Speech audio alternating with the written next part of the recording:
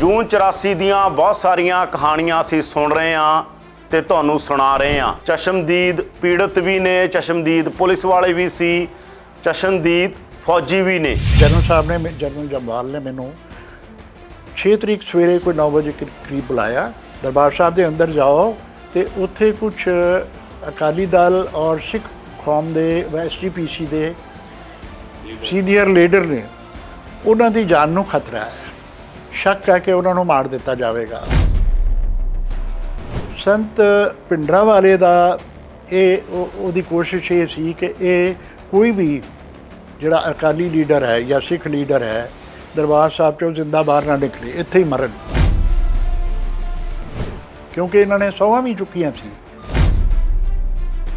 ਕੀ ਦੇਖਦੇ ਹੋ 6 ਜੂਨ ਨੂੰ ਜਾਂਦੇ ਹੀ, ਕੀ ਦੇਖਦੇ ਹੋ ਤੁਸੀਂ? ਹਾਲਾਤ ਜਿਹੜੇ ਪੰਜਾਬ ਦੇ ਕਾਫੀ ਖਰਾਬ ਹੋ ਚੁੱਕੇ ਸੀ।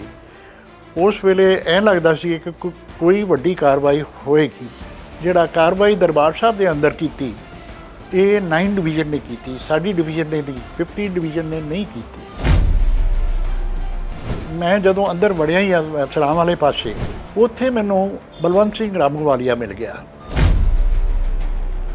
ਬਾਹਰ ਆ ਕੇ ਜਿੱਥੇ APC ਖੜੀ ਸੀ ਤੌੜਾ ਸਾਹਿਬ ਨੂੰ, ਮੈਂ ਕਿਹਾ ਬਾਬਾ ਜੀ ਅੰਦਰ ਵੜ ਜਾਓ, ਤੇ ਉਹਨਾਂ ਨੇ ਥੋੜ੍ਹਾ ਜਿਹਾ ਝਿਜਕੇ ਕਹਿੰਦੇ ਹੈ ਠਾਂ ਕਿੱਥੇ ਜਾ ਕੇ ਕਰਨਾ ਹੈ। ਘਬਰਾਏ ਹੋਏ ਸੀ ਸਾਰੇ, ਘਬਰਾਏ, ਬੁਰੀ ਡਰੇ, ਘਬਰਾਏ ਗਰਮੀ ਤੋਂ ਤੇ ਕੁਝ ਹਾਲਾਤ ਤੋਂ।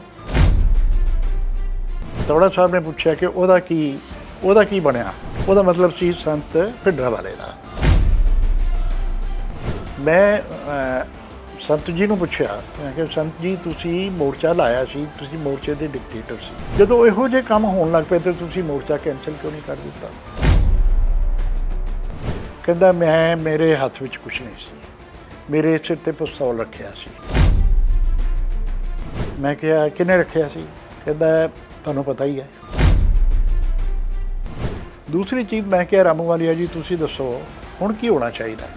ਕਹਿੰਦਾ ਦੇਖੋ ਕਰਨਲ ਸਾਹਿਬ, ਤੁਸੀਂ ਇਹ ਸਮਝ ਲਓ ਵੀ ਇੱਕ ਹਰਾ ਭਰਾ ਰੁੱਖ ਹੈ, ਉਹਦੇ ਵਿੱਚ ਕਈ ਜਾਨਵਰ ਰਹਿੰਦੇ ਨੇ, ਕਾਂ, ਚਿੜੀਆਂ, ਤੋਤੇ, ਸਭ ਕੁਛ, ਅਤੇ ਉਹਦੇ ਵਿੱਚ ਇੱਕ ਬਾਜ ਵੀ ਹੈ ਜਿਹੜਾ ਦੂਜੇ ਜਾਨਵਰਾਂ ਨੂੰ ਮਾਰਦਾ, ਉਹਨਾਂ ਦੇ ਬੱਚਿਆਂ ਨੂੰ ਮਾਰ ਦਿੰਦਾ ਹੈ, ਖਾ ਲੈਂਦਾ ਹੈ, ਚੁੱਕ ਲੈਂਦਾ ਹੈ। ਤੁਸੀਂ ਉਸ ਜਾਨਵਰ ਨੂੰ ਮਾਰਤਾ ਹੈ। ਉਦੋਂ ਤੱਕ ਪਤਾ ਲੱਗਿਆ ਸੀ ਕਿ ਭਿੰਡਰਾਂਵਾਲੇ ਖਤਮ ਹੋ ਗਿਆ। ਹੁਣ ਗੌਰਮੈਂਟ ਨੂੰ ਇਹ ਚਾਹੀਦਾ ਹੈ, ਜਾਂ ਜੋ ਵੀ ਬਾਗ ਦਾ ਮਾਲੀ ਹੈ ਉਹਨੂੰ ਇਹ ਚਾਹੀਦਾ ਹੈ ਕਿ ਬਜਾਏ ਇਸ ਦੇ ਕਿ ਰੁੱਖ ਨੂੰ ਪੁੱਟ ਕੇ ਸੁੱਟ ਦਿਓ, ਪੂਰਾ ਰੁੱਖ ਹੀ ਪੁੱਟ ਦਿਓ, ਜਾਂ ਉਹਦੀਆਂ ਢਾਣ ਕੱਟ ਦਿਓ, ਉਹਨੂੰ ਪਾਣੀ ਦਿਓ, ਉਹਨੂੰ ਦੁਬਾਰਾ ਰਿਵਾਈਵ ਕਰੋ। ਜਿਵੇਂ ਤੁਸੀਂ ਇੱਕ ਸਿੱਖ ਪਰਿਵਾਰ 'ਚੋਂ ਵੀ ਸੀ, ਤੁਸੀਂ ਜਦੋਂ ਜਾ ਕੇ ਤੁਸੀਂ ਕਹਿੰਦੇ ਦੇਖੇ ਉੱਥੇ ਲਾਸ਼ਾਂ ਤੜਫ ਰਹੀਆਂ ਸੀ, ਹੋਰ ਤੁਹਾਨੂੰ ਕੀ ਲੱਗਿਆ? ਬਹੁਤ ਲਾਸ਼ਾਂ ਸੀ, 557 ਲਾਸ਼ਾਂ ਮੈਂ ਤੇ ਚੁੱਕਾਈਆਂ ਉੱਥੇ। ਅਟੈਕ ਕਰਨ ਦੀ ਲੋੜ ਨਹੀਂ ਸੀ, ਬਹੁਤ ਸਾਰੇ ਲੋਕ ਇਹ ਕਹਿੰਦੇ ਆ, ਪਰ ਸਿੱਖ ਰੈਫਰੈਂਸ ਲਾਇਬ੍ਰੇਰੀ ਨਾਲ ਫਿਰ ਐਂ ਕਿਉਂ ਹੋਇਆ? ਬਾਅਦ 'ਚ ਸਿੱਖ ਰੈਫਰੈਂਸ ਅੱਗ ਵੀ ਲਾਈ ਗਈ, ਬਹੁਤ ਸਾਰਾ ਸਮਾਨ ਆਰਮੀ ਲੈ ਗਈ, ਬਾਅਦ 'ਚ ਵਾਪਸ ਨਹੀਂ ਦਿੱਤਾ ਕਹਿੰਦੇ। ਉਹਨਾਂ ਨੂੰ ਸ਼ੱਕ ਸੀ ਕਿ ਭਿੰਡਰਾਂਵਾਲੇ ਜਾਂ SGPC ਤੌੜਾ ਜਾਂ ਕੋਈ ਵੀ ਹੋਰ ਜਿਹੜੇ ਵੀ ਇਹਨਾਂ ਨੇ ਕੋਈ ਪਲਾਨ ਬਣਾਈ ਸੀ ਕਿ ਖਾਲਿਸਤਾਨ ਡਿਕਲੇਅਰ ਕਰ ਦੇਣਾ।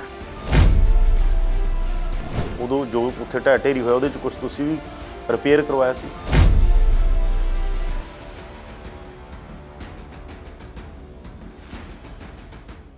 ਪ੍ਰੋ ਪੰਜਾਬ TV ਤੇ ਤੁਹਾਡਾ ਸਵਾਗਤ ਹੈ। ਮੈਂ ਹਾਂ ਯਾਦਵਿੰਦਰ ਸਿੰਘ। ਜੂਨ 84 ਦੀਆਂ ਬਹੁਤ ਸਾਰੀਆਂ ਕਹਾਣੀਆਂ ਅਸੀਂ ਸੁਣ ਰਹੇ ਹਾਂ ਤੇ ਤੁਹਾਨੂੰ ਸੁਣਾ ਰਹੇ ਹਾਂ। ਲਗਾਤਾਰ ਅਸੀਂ ਗੱਲ ਚਸ਼ਮਦੀਦਾਂ ਦੇ ਨਾਲ ਕਰ ਰਹੇ ਹਾਂ। ਚਸ਼ਮਦੀਦ ਪੀੜਤ ਵੀ ਨੇ, ਚਸ਼ਮਦੀਦ ਪੁਲਿਸ ਵਾਲੇ ਵੀ ਸੀ, ਚਸ਼ਮਦੀਦ ਫੌਜੀ ਵੀ ਨੇ।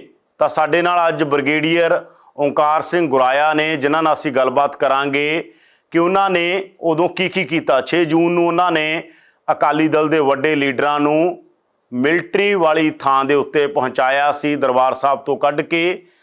ਗੱਲਬਾਤ ਉਹਨਾਂ ਨਾਲ ਕਰਦੇ ਹਾਂ ਕਿ ਕਿਹਾ ਜਾ ਉਹਨਾਂ ਦਾ ਤਜਰਬਾ ਰਿਹਾ ਔਰ ਕੀ ਉਹ ਦੇਖਦੇ ਰਹੇ ਤੇ ਕੀ ਉਹਨਾਂ ਦੇ ਤਜਰਬੇ ਨੇ। ਸਵਾਗਤ ਹੈ ਸਰ ਪ੍ਰੋ ਪੰਜਾਬ TV ਤੇ। ਸਤਿ ਸ਼੍ਰੀ ਅਕਾਲ।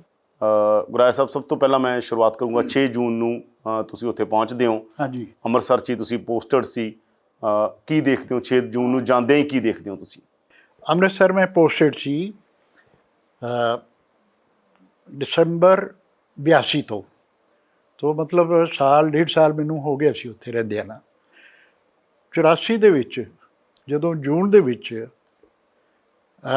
ਜਦੋਂ ਹਾਲਾਤ ਜਿਹੜੇ ਪੰਜਾਬ ਦੇ ਕਾਫੀ ਖਰਾਬ ਹੋ ਚੁੱਕੇ ਸੀ, ਉਸ ਵੇਲੇ ਐਂ ਲੱਗਦਾ ਸੀ ਕਿ ਕੋਈ ਵੱਡੀ ਕਾਰਵਾਈ ਹੋਏਗੀ, ਲੇਕਿਨ ਉਹ ਔਰ ਜਿਹੜੀ ਸਿਵਲ ਗੌਰਮੈਂਟ ਹੈ ਉਹਨੂੰ ਫੌਜ ਦੀ ਮਦਦ ਲੈਣੀ ਪਏਗੀ, ਇਹ ਅਸੀਂ ਵੀ ਸੋਚਦੇ ਸੀ।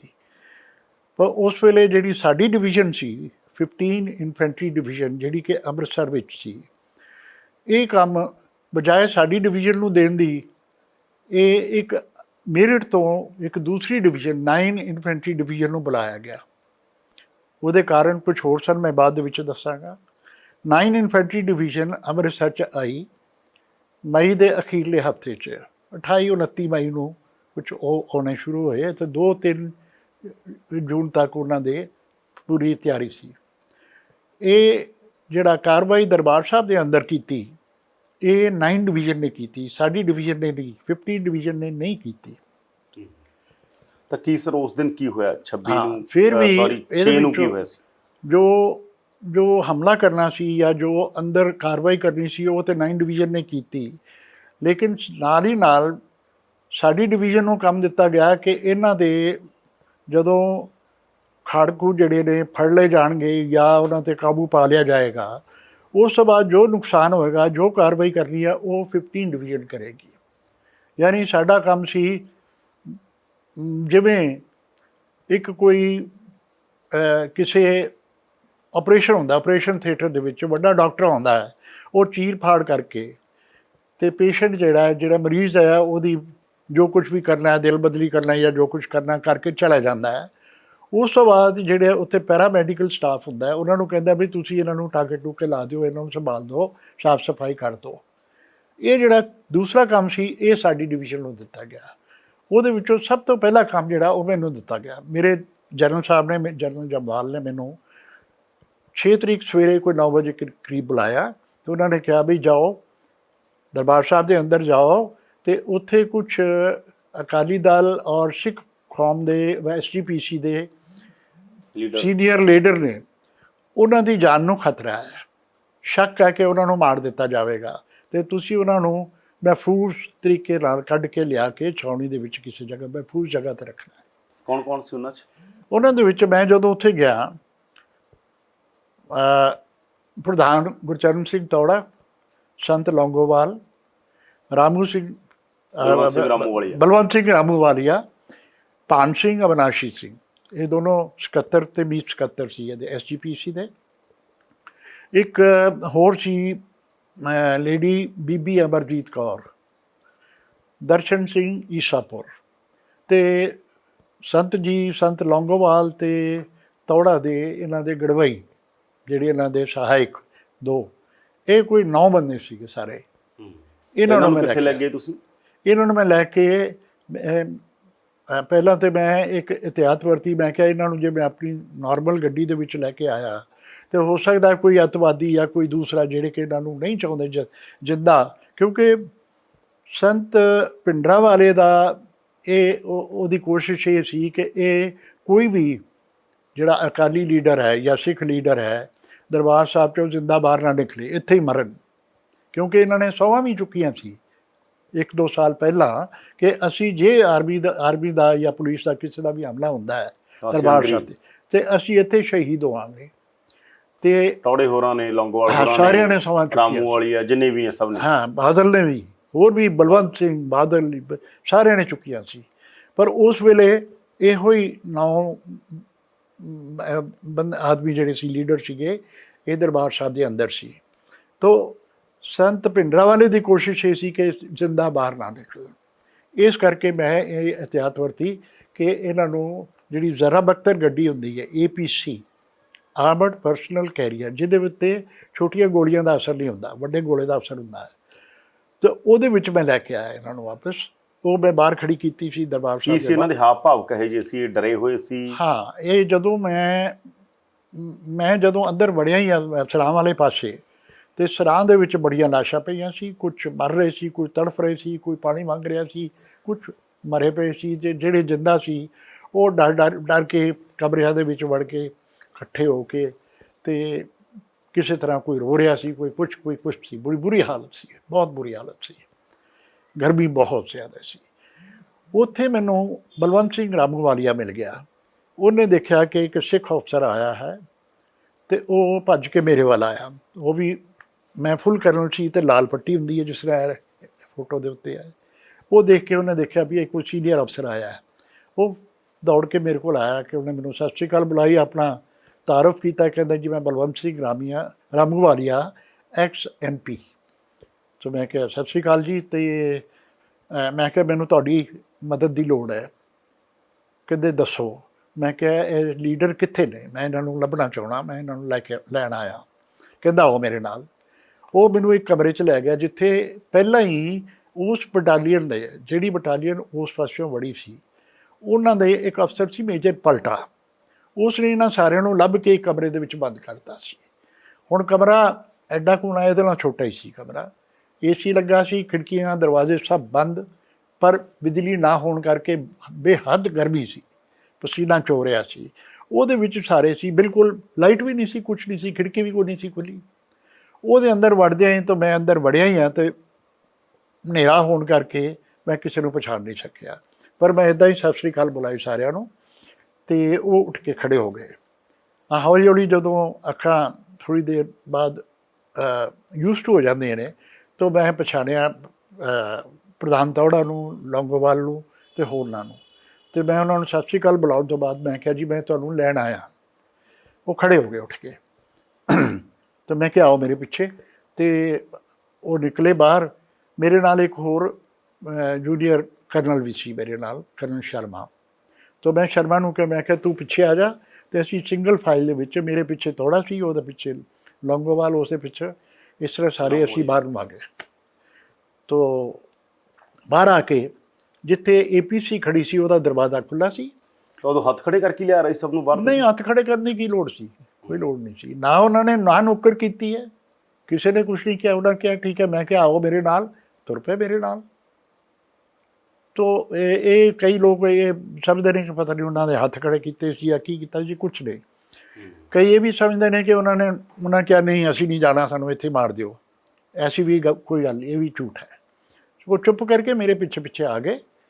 ਬਾਹਰ ਆ ਕੇ ਜਿੱਥੇ APC ਖੜੀ ਸੀ, ਤੌੜਾ ਸਾਹਿਬ ਨੂੰ ਮੈਂ ਕਿਹਾ ਬਾਬਾ ਜੀ ਅੰਦਰ ਵੜ ਜਾਓ।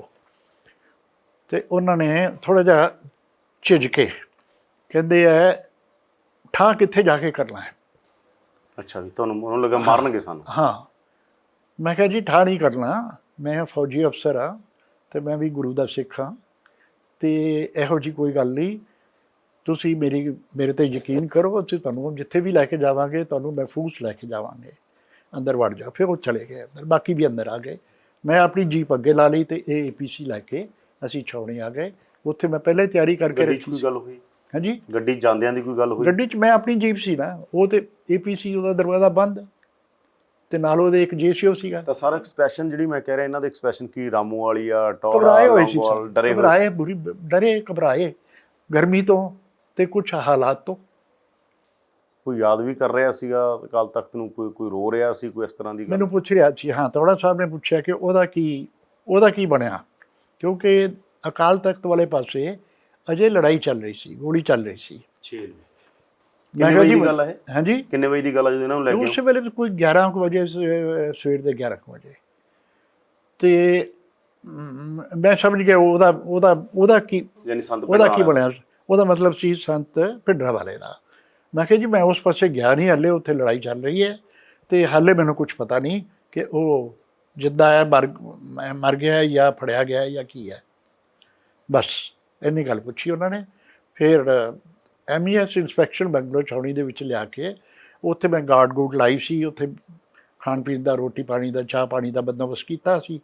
ਉਹਨਾਂ ਨੂੰ ਪਹਿਲਾਂ ਠੰਡਾ ਪਾਣੀ ਪਿਲਾਇਆ, ਫਿਰ ਚਾਹ ਪਿਲਾਈ। ਫਿਰ ਮੈਂ ਕਿਹਾ ਤੁਸੀਂ ਨਹਾ ਧੋ ਲਓ। ਬਾਥਰੂਮ ਹੈ ਆਪਣਾ, AC ਵਾਲਾ ਕਮਰਾ ਸੀ, ਉਹਦੇ ਵਿੱਚ ਮੈਂ ਤੌੜਾ ਸਾਹਿਬ ਨੂੰ ਅਤੇ ਲੌਂਗੋਵਾਲ ਨੂੰ, ਉਹਨਾਂ ਨੂੰ ਮੈਂ ਕਿਹਾ ਜੀ ਤੁਸੀਂ ਆਹ ਕਮਰਾ ਸੰਭਾਲ ਲਓ, ਅਤੇ ਬਾਕੀਆਂ ਨੂੰ ਬਾਕੀ ਕਮਰੇ ਸੀ, 2-3 ਕਮਰੇ ਮੈਂ ਡਾਉਣ ਕੇ ਉੱਥੇ। ਤੋ ਲੰਗਰ ਚੱਲ ਰਿਹਾ ਸੀ, ਮਤਲਬ ਖਾਨਸਾਮਾ ਰੱਖਿਆ ਸੀ। ਮੈਂ ਉਹਨੂੰ ਕਿਹਾ ਵੀ ਇਹਨਾਂ ਨੂੰ ਚਾਹ ਪਾਣੀ, ਲੰਗਰ ਜੋ ਕੁਛ ਵੀ ਹੈ ਬਣਾਓ। ਤੇ ਇਹਨਾਂ ਨੂੰ ਕੋਈ ਗੱਲ ਹੋਈ ਉੱਥੇ, ਗੱਲ ਹੋਈ ਫਿਰ ਇਹਨਾਂ ਨੇ ਉੱਥੇ ਪੁੱਛਿਆ ਉਹ ਮੈਂ ਕੁਛ? ਦੱਸਦਾ। ਇਹਨਾਂ ਕਰਕੇ ਮੈਂ ਵਾਪਸ ਆ ਗਿਆ ਆਪਣੇ ਦਫ਼ਤਰ। ਆਪਣੇ ਜਰਨੈਲ ਨੂੰ ਮੈਂ ਰਿਪੋਰਟ ਦਿੱਤੀ ਜੀ, ਮੈਂ ਲਾਇਆ ਉਹਨਾਂ ਨੂੰ ਸਾਰਿਆਂ ਨੂੰ ਸੇਫਲੀ, ਕੋਈ ਕਿਸੇ ਦਾ ਨੁਕਸਾਨ ਨਹੀਂ ਹੋਇਆ। ਤੇ ਇਸ ਵੇਲੇ ਮੈਂ ਉਹਨਾਂ ਨੂੰ ਕਿਹਾ ਵੀ ਤੁਸੀਂ ਥੋੜ੍ਹੇ ਨਹਾ ਧੋ ਲਓ, ਠੰਡੇ ਹੋ ਜਾਓ। ਤੇ ਦੁਬਾਰਾ ਮੈਂ ਵਾਪਸ ਆ ਰਿਹਾ, ਹੁਣ ਮੈਂ ਉਹਨਾਂ ਨਾਲ ਗੱਲਬਾਤ ਕਰਾਂਗਾ। ਸੋ ਦੁਬਾਰਾ ਮੈਂ ਵਾਪਸ ਆਇਆ ਤੇ ਫਿਰ ਉਸੇ ਕਮਰੇ 'ਚ, ਏਸੀ ਵਾਲੇ ਕਮਰੇ 'ਚ ਲੌਂਗੋਵਾਲ ਤੇ ਤੌੜਾ ਦੋਨੋਂ ਸੀਗੇ। ਇੱਦਾਂ ਮੰਜੇ 'ਤੇ ਬੈਠੇ, ਮੈਂ ਕੁਰਸੀ 'ਤੇ ਬੈਠ ਗਿਆ ਤੇ ਮੈਂ ਉਹਨਾਂ ਨੂੰ ਮੈਂ ਕਿਹਾ ਵੀ ਹੁਣ ਦੱਸੋ ਤੁਸੀਂ ਕੀ ਹੋਇਆ, ਤੁਹਾਡੇ ਮਨ 'ਚ ਕੀ ਹੈ। ਮੈਨੂੰ ਜਨਰਲ ਸਾਹਿਬ ਨੇ ਵੀ ਕਿਹਾ ਸੀ ਕਿ ਉਹਨਾਂ ਦਾ ਮਨ ਟੋਣਾ ਵੀ ਹੁਣ ਇਸ ਵੇਲੇ ਉਹਨਾਂ ਦੀ ਕੀ ਫੀਲਿੰਗ ਨੇ, ਕਿਸ ਤਰ੍ਹਾਂ। ਤੇ ਕੋਈ ਖਾਸ ਰਿਐਕਸ਼ਨ ਨਹੀਂ ਦਿੱਤਾ ਉਹਨਾਂ ਨੇ। ਮੈਂ ਫਿਰ ਸਵਾਲ ਜਵਾਬ ਕਰਨੇ ਸ਼ੁਰੂ ਕਰ ਦਿੱਤੇ, ਇੰਟੈਰੋਗੇਸ਼ਨ। ਮੈਂ ਸੰਤ ਜੀ ਨੂੰ ਪੁੱਛਿਆ, ਮੈਂ ਕਿਹਾ ਸੰਤ ਜੀ ਤੁਸੀਂ ਮੋਰਚਾ ਲਾਇਆ ਸੀ, ਤੁਸੀਂ ਮੋਰਚੇ ਦੇ ਡਿਕਟੇਟਰ ਸੀ, ਤਾਂ ਡਿਕਟੇਟਰ ਹੋਣ ਦੇ ਤੌਰ 'ਤੇ ਜਦੋਂ ਤੁਸੀਂ ਪਹਿਲਾਂ ਬੜਾ ਸ਼ਾਂਤੀਪੂਰਨ ਮੋਰਚਾ ਸੀ ਤੁਹਾਡਾ, ਕੋਈ ਉਹਦੇ ਵਿੱਚ ਵਾਇਲੈਂਸ ਨਹੀਂ ਸੀ, ਕੋਈ ਇਹੋ ਜਿਹਾ ਕੰਮ ਨਹੀਂ ਸੀਗਾ। ਜਦੋਂ ਵਾਇਲੈਂਸ ਹੋਣੀ ਸ਼ੁਰੂ ਹੋ ਗਈ, ਜਦੋਂ ਕੁਛ ਪੁਲਿਸ ਸਟੇਸ਼ਨ ਉਹਨਾਂ 'ਤੇ ਲੁੱਟਮਾਰ ਸ਼ੁਰੂ ਹੋ ਗਈ, ਕੋਈ ਰੇਲਵੇ ਸਟੇਸ਼ਨ ਲੁੱਟੇ ਗਏ ਤੇ ਬੱਸਾਂ ਤੋਂ ਲਾ ਕੇ ਲੋਕੀ ਮਾਰੇ ਗਏ, ਹੋਰ ਵੀ ਕਈਆਂ ਦੇ ਕਤਲ ਹੋਏ। ਆਪਣੇ ਜਿਹੜੇ ਸੀ ਹਿੰਦੂ ਸਮਾਚਾਰ ਵਾਲੇ ਕੀ ਲਾਲਾ ਜਗਤ ਨਾਰਾਇਣ, ਉਹਨਾਂ ਦਾ ਕਤਲ ਹੋਇਆ। ਹੋਰ ਜਦੋਂ ਇਹੋ ਜਿਹੇ ਕੰਮ ਹੋਣ ਲੱਗ ਪਏ ਤਾਂ ਤੁਸੀਂ ਮੋਰਚਾ ਕੈਂਸਲ ਕਿਉਂ ਨਹੀਂ ਕਰ ਦਿੱਤਾ? ਤੁਸੀਂ ਆਪਣੀ ਐਜੀਟੇਸ਼ਨ ਵਾਪਸ ਕਿਉਂ ਨਹੀਂ ਲੈਂਦੀ? ਤੁਹਾਨੂੰ ਪਤਾ ਹੋਏਗਾ ਕਿ ਮਹਾਤਮਾ ਗਾਂਧੀ ਜਦੋਂ ਆਜ਼ਾਦੀ ਦੀ ਲੜਾਈ ਲੜ ਰਹੇ ਸੀ, ਉਹਨਾਂ ਨੇ ਕਿਹਾ ਸੀ ਕਿ ਮੇਰਾ ਇਹ ਜੋ ਵੀ ਐਜੀਟੇਸ਼ਨ ਹੈ ਬਿਲਕੁਲ ਨਾਨ ਵਾਇਲੈਂਟ ਹੋਏਗੀ, ਅਤੇ ਜੇ ਕਿਸੇ ਨੇ ਵਾਇਲੈਂਟ ਸ਼ੁਰੂ ਕੀਤੀ ਤਾਂ ਮੈਂ ਇੱਕਦਮ ਐਜੀਟੇਸ਼ਨ ਉਹਨਾਂ ਨੇ ਖ਼ਤਮ ਕਰਤੀ ਸੀ। ਫਿਰ ਕੀ ਕਹਿੰਦੇ ਹੋ? ਕਹਿੰਦੇ ਮੈਂ ਕਿਹਾ ਤੁਸੀਂ ਬਤੌਰ ਲੌਂਗੋਵਾਲ ਤਾਂ ਡਿਕਟੇਟਰ ਮੋਰਚਾ ਸੀ, ਡਿਕਟੇਟਰ ਹੋਣ ਦੇ ਤੁਸੀਂ ਹੁਕਮ ਦੇਣਾ ਸੀ ਤੇ ਮੋਰਚਾ ਬੰਦ ਹੋ ਜਾਂਦਾ ਇਹ ਸਾਰਾ ਕੁਛ। ਕਹਿੰਦਾ ਮੇਰੇ ਹੱਥ ਵਿੱਚ ਕੁਛ ਨਹੀਂ ਸੀ, ਮੇਰੇ ਸਿਰ 'ਤੇ ਪਿਸਤੌਲ ਰੱਖਿਆ ਸੀ। ਮੈਂ ਕਿਹਾ ਕਿਹਨੇ ਰੱਖਿਆ ਸੀ? ਕਹਿੰਦਾ ਤੁਹਾਨੂੰ ਪਤਾ ਹੀ ਹੈ। ਨਾਂ ਨਹੀਂ ਲੈਂਦੇ ਸੀ? ਨਾਂ ਨਹੀਂ ਲਿਆ, ਤੁਹਾਨੂੰ ਪਤਾ ਹੀ ਹੈ ਕਿਹਨੇ ਰੱਖਿਆ ਸੀ। ਚਲੋ ਇਹ ਗੱਲ ਹੋਈ ਤੇ ਫਿਰ ਤੌੜਾ ਸਾਹਿਬ ਕੋਈ ਜ਼ਿਆਦਾ ਨਹੀਂ ਬੋਲੇ, ਪਰ ਸੰਤ ਜੀ ਵੀ ਬਹੁਤ ਘੱਟ ਬੋਲਦੇ ਸੀ। ਜਿੰਨਾ ਸਵਾਲ ਪੁੱਛੋ ਓਨਾ ਹੀ ਜਵਾਬ ਦੇਣਾ ਉਹਨਾਂ ਨੇ। ਉਸ ਤੋਂ ਬਾਅਦ ਮੈਂ ਰਾਮੂਵਾਲੀਆ ਨੂੰ ਫੜਿਆ ਦੂਸਰੇ ਕਮਰੇ 'ਚ ਅਲੱਗ। ਮੈਂ ਕਿਹਾ ਰਾਮੂਵਾਲੀਆ ਜੀ ਤੁਸੀਂ ਦੱਸੋ ਕੀ ਹੋਇਆ ਸੀ ਪਿਛਲੇ 2-3 ਦਿਨਾਂ 'ਚ? ਉਹਨਾਂ ਨੇ ਇਹ ਮੈਨੂੰ ਦੱਸਿਆ ਕਿ ਤੁਹਾਡੇ ਕੋਈ ਟਾਈਮ ਦਾ ਨਹੀਂ ਹਾਂਜੀ। ਅੱਛਾ, ਉਹਨਾਂ ਨੇ ਇਹ ਮੈਨੂੰ ਦੱਸਿਆ ਕਿ ਇਹ 4 ਤਰੀਕ ਨੂੰ ਜਦੋਂ ਫੌਜ ਨੇ ਘੇਰਾ ਪਾ ਲਿਆ ਦਰਬਾਰ ਸਾਹਿਬ ਦੇ ਪੂਰੇ ਚਾਰੋਂ ਪਾਸੇ, ਅਤੇ ਉੱਧਰੋਂ ਦੀ ਥੋੜ੍ਹੀ ਬਹੁਤ ਗੋਲੀਬਾਰੀ ਵੀ ਦੋਨੋਂ ਪਾਸਿਓਂ ਚੱਲੀ, ਅਤੇ ਉਦੋਂ ਇਹ ਗਏ ਸੰਤ ਲੌਂਗੋਵਾਲ ਕੋ, ਹਰਚੰਦ ਸਿੰਘ ਕੋਲ, ਰਾਮੂਵਾਲੀਆ ਜੀ। ਉਹਨਾਂ ਨੂੰ ਕਹਿੰਦੇ ਸੰਤ ਜੀ ਹੁਣ ਤਾਂ ਫੌਜ ਨੇ ਵੀ ਘੇਰਾ ਪਾ ਲਿਆ, ਦੱਸੋ ਹੁਣ ਕੀ ਵਿਚਾਰ ਹੈ ਤੁਹਾਡਾ? ਤੁਸੀਂ ਹੁਣ ਤੇ ਗੱਲ ਕਰ ਲਓ ਉਹਦੇ ਨਾਲ, ਭਿੰਡਰਾਂਵਾਲੇ ਨਾਲ, ਜਰਨੈਲ ਸਿੰਘ ਨਾਲ ਗੱਲ ਕਰ ਲਓ। ਇਹਨਾਂ ਦਾ ਆਪਸ ਦੇ ਵਿੱਚ ਬੋਲ ਚਾਲ ਨਹੀਂ ਸੀ ਦੋਨਾਂ ਸੰਤਾਂ ਦਾ। ਉਹ ਅਕਾਲ ਤਖਤ 'ਚ ਬੈਠਾ ਸੀ, ਇਹ ਇੱਧਰ ਗੁਰੂ ਨਾਨਕ ਨਿਵਾਸ ਦੇ ਵਿੱਚ ਸੀ, ਜਿੱਥੇ ਵੀ SGP ਸੀ, ਜਿੱਥੇ ਵੀ ਇਹਨਾਂ ਦਾ ਕਮਰਾ ਸੀਗਾ ਲੌਂਗੋਵਾਲ ਦਾ। ਕਹਿੰਦੇ ਮੈਂ ਤਾਂ ਨਹੀਂ ਗੱਲ ਕਰਨੀ ਉਹਦੇ ਨਾਲ। ਉਹ ਕਹਿੰਦੇ ਤੂੰ ਕਰਨੀ ਹੈ ਤਾਂ ਕਰ ਲੈ। ਉਹ ਫਿਰ ਇੰਟਰਨਲ ਟੈਲੀਫੋਨ ਇਹਨਾਂ ਦਾ ਚੱਲਦਾ ਸੀ, ਬਾਹਰਲੇ ਟੈਲੀਫੋਨ ਸਾਰੇ ਇਕੱਠੇ ਸੀ, ਪੂਰੇ ਅੰਮ੍ਰਿਤਸਰ ਦੇ ਇਕੱਠੇ ਸੀਗੇ, ਸਿਵਲੀਅਨ ਟੈਲੀਫੋਨ ਸਾਰੇ ਇਕੱਠੇ ਸੀਗੇ। ਟੈਲੀਫੋਨ ਰਾਮੂਵਾਲੀਆ ਤੇ ਸੰਤਾਂ ਦੀ ਗੱਲ ਹੋਈ? ਹਾਂ, ਰਾਮੂਵਾਲੀਆ ਤੇ ਸੰਤ ਭਿੰਡਰਾਂਵਾਲਾ ਦੀ ਗੱਲ ਹੋਈ। ਰਾਮੂਵਾਲੀਆ ਤੇ ਰਾਮੂਵਾਲੀਆ ਨੇ ਫੋਨ ਕੀਤਾ ਅਕਾਲ ਤਖਤ ਭਿੰਡਰਾਂਵਾਲੇ ਨਾਲ। ਉਹਨੂੰ ਪੁੱਛਿਆ ਕਿ ਸੰਤ ਜੀ ਹੁਣ ਦੱਸੋ ਕੀ ਹੋਊਗਾ, ਹੁਣ ਤਾਂ ਫੌਜ ਆ ਗਈ ਹੈ, ਹੁਣ ਤੁਹਾਨੂੰ ਪਤਾ ਹੀ ਹੈ ਫੌਜ ਨੇ ਕੀ ਕਰਨਾ ਹੈ। ਕਹਿੰਦਾ ਫੌਜ ਆ ਗਈ ਹੈ, ਜੋ ਮਰਜ਼ੀ ਆ ਜਾਏ, ਅਸੀਂ ਲੋਹੇ ਦੇ ਛੋਲੇ ਚਬਾ ਕੇ ਭੇਜਾਂਗੇ ਫੌਜ ਨੂੰ ਵੀ। ਉਹਨੇ ਇੱਦਾਂ ਦੀ ਬੋਲੀ, ਤੁਸੀਂ ਫਿਕਰ ਨਾ ਕਰੋ, ਅਸੀਂ ਸਿੰਘ ਹਾਂ, ਅਤੇ ਵੇਖੋ ਸ਼ਾਮ ਤੱਕ ਕੀ ਆਉਂਦਾ ਬਾਰਡਰ ਦੇ ਪਰਲੇ ਪਾਸਿਓਂ। ਉਹਦਾ ਇਸ਼ਾਰਾ ਇਹ ਸੀ ਕਿ ਪਾਕਿਸਤਾਨੀ ਫੌਜ ਵੀ ਆ ਜਾਏਗੀ ਸਾਡੀ ਮਦਦ ਵਾਸਤੇ। ਉਹਨੂੰ ਇਹ ਭਰੋਸਾ ਸੀ ਜਾਂ ਕਿਸੇ ਤਰ੍ਹਾਂ ਗਲਤਫਹਿਮੀ ਸੀ ਕਿ ਪਾਕਿਸਤਾਨ ਵਾਲੇ ਸਾਡੀ ਇਮਦਾਦ ਵਾਸਤੇ ਆ ਜਾਣਗੇ। ਜਦੋਂ ਗੱਲ ਬਹੁਤੀ ਵੱਧ ਗਈ, ਜਦੋਂ ਫੌਜ ਨੇ ਹਮਲਾ ਕਰਤਾ, ਚੁੱਪ ਕਰ ਗਿਆ, ਹੋਰ ਕੀ ਕਰਨਾ ਸੀ। ਇਹ ਗੱਲ ਮੈਨੂੰ ਰਾਮੂ ਵਾਲੀਆ ਨੇ ਦੱਸੀ ਹੈ 6 ਤਰੀਕ ਨੂੰ, ਕੋਈ ਦੁਪਹਿਰ ਦੇ ਕੋਈ ਬਾਅਦ ਦੁਪਹਿਰ ਕੋਈ 2-2:30 ਵਜੇ ਹੋਣਗੇ। ਦੂਸਰੀ ਚੀਜ਼ ਮੈਂ ਕਿਹਾ ਰਾਮੂ ਵਾਲੀਆ ਜੀ ਤੁਸੀਂ ਦੱਸੋ ਹੁਣ ਕੀ ਹੋਣਾ ਚਾਹੀਦਾ ਹੈ। ਕਹਿੰਦਾ ਦੇਖੋ ਕਰਨਲ ਸਾਹਿਬ, ਤਾਂ ਮੈਂ ਕਰਨਲ ਸੀ, ਕਿ ਜੋ ਕੁਛ ਹੋਇਆ ਹੈ ਤੁਸੀਂ ਇਹ ਸਮਝ ਲਓ ਵੀ ਇੱਕ ਹਰਾ ਭਰਾ ਰੁੱਖ ਹੈ, ਉਹਦੇ ਵਿੱਚ ਕਈ ਜਾਨਵਰ ਰਹਿੰਦੇ ਨੇ, ਕਾਂ ਚਿੜੀਆਂ ਤੋਤੇ ਸਭ ਕੁਛ, ਅਤੇ ਉਹਦੇ ਵਿੱਚ ਇੱਕ ਬਾਜ ਵੀ ਹੈ ਜਿਹੜਾ ਦੂਜੇ ਜਾਨਵਰਾਂ ਨੂੰ ਮਾਰਦਾ, ਉਹਨਾਂ ਦੇ ਬੱਚਿਆਂ ਨੂੰ ਮਾਰ ਦਿੰਦਾ ਹੈ, ਖਾ ਲੈਂਦਾ ਹੈ, ਚੁੱਕ ਲੈਂਦਾ ਹੈ। ਤੁਸੀਂ ਉਸ ਜਾਨਵਰ ਨੂੰ ਮਾਰਤਾ, ਉਦੋਂ ਤੱਕ ਪਤਾ ਲੱਗਿਆ ਸੀ ਕਿ ਪਿੰਡਾਂ ਵਾਲੇ ਖਤਮ ਹੋ ਗਏ। ਹੁਣ ਗੌਰਮੈਂਟ ਨੂੰ ਇਹ ਚਾਹੀਦਾ ਹੈ ਜਾਂ ਜੋ ਵੀ ਬਾਗ ਦਾ ਮਾਲੀ ਹੈ ਉਹਨੂੰ ਇਹ ਚਾਹੀਦਾ ਹੈ ਕਿ ਬਜਾਏ ਇਸ ਦੇ ਕਿ ਰੁੱਖ ਨੂੰ ਪੁੱਟ ਕੇ ਸੁੱਟ ਦਿਓ, ਪੂਰਾ ਰੁੱਖ ਹੀ ਪੁੱਟ ਦਿਓ, ਜਾਂ ਉਹਦੀਆਂ ਢਾਣ ਕੱਟ ਦਿਓ, ਉਹਨੂੰ ਪਾਣੀ ਦਿਓ, ਉਹਨੂੰ ਦੁਬਾਰਾ ਰਿਵਾਈਵ ਕਰੋ, ਮਰਮ ਪੱਟੀ ਲਾਓ। ਇਹੋ ਜਿਹਾ ਕੰਮ ਗੌਰਮੈਂਟ ਨੂੰ ਕਰਨਾ ਚਾਹੀਦਾ ਹੈ, ਬਜਾਏ ਇਸ ਦੇ ਕਿ ਹੁਣ ਕਤਲੋ ਗਾਰਤ ਜਾਂ ਬਦਲੇ ਦੀ ਭਾਵਨਾ ਨਾਲ ਜੋ ਵੀ ਅੱਗੇ ਆਇਆ ਮਾਰ ਦਿਓ ਗੋਲੀਆਂ ਦੇ ਨਾਲ। ਉਹ ਇਸ ਕਰਕੇ ਮੇਰੇ ਖਿਆਲ 'ਚ ਰਾਮੂ ਵਾਲੀਆ ਨੇ ਇਸ ਕਰਕੇ ਇਹ ਗੱਲ ਕਹੀ ਹੈ ਕਿਉਂਕਿ ਉਸੇ ਦਿਨ ਸਵੇਰੇ ਮੈਨੂੰ ਮਿਲਣ ਤੋਂ ਪਹਿਲਾਂ ਸਵੇਰੇ ਸ਼ਾਇਦ 8 ਵਜੇ 7 ਵਜੇ 8 ਜਾਂ 10 9 ਦੇ ਦਰਮਿਆਨ ਫੌਜੀਆਂ ਨੇ ਕੁਛ ਜਵਾਨ ਮੁੰਡੇ ਉੱਥੋਂ ਹੀ ਫੜ ਕੇ ਉਸੇ ਕੰਪਲੈਕਸ ਉਹਨਾਂ ਨੂੰ ਇੱਕ ਦੀਵਾਰ ਦੇ ਸਾਹਮਣੇ ਖੜਾ ਕਰਕੇ ਉਹਨਾਂ ਨੂੰ ਕਿਹਾ ਪਿੱਛੇ ਨੂੰ ਦੇਖੋ, ਮਤਲਬ ਕੰਧ ਵੱਲ ਨੂੰ ਦੇਖੋ, ਅਤੇ ਪਿੱਛੋਂ ਮਸ਼ੀਨ ਗਨ ਉਹਨਾਂ ਨੂੰ ਖਤਮ ਕਰਤਾ। ਇਹ ਗੱਲ ਮੈਨੂੰ ਰਾਮੂ ਵਾਲੀਆ ਨੇ ਦੱਸੀ ਹੈ। ਮੈਂ ਤਾਂ ਆਪਣਾ ਆਈ ਵਿਟਨੈਸ ਸੀ, ਮੇਰੇ ਸਾਹਮਣੇ ਨਹੀਂ ਹੋਇਆ, ਰਾਮੂ ਵਾਲੀਆ ਦੇ ਸਾਹਮਣੇ ਹੋਇਆ।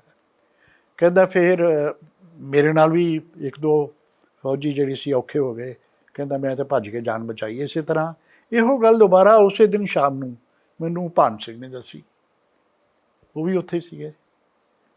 ਤੋ ਇਹਦਾ ਮਤਲਬ ਹੈ ਕਿ ਇਹ ਤਸਦੀਕ ਹੁੰਦੀ ਹੈ ਕਿ ਇਹੋ ਜਿਹੇ ਕੰਮ ਫੌਜ ਨੇ ਕੁਛ ਕੀਤੇ ਨੇ, ਪਰ ਇਹ ਮੈਂ ਨਹੀਂ ਕਹਿੰਦਾ ਕਿ ਕਿਸੇ ਅਫਸਰਾਂ ਨੇ ਕਰਾਏ ਨੇ।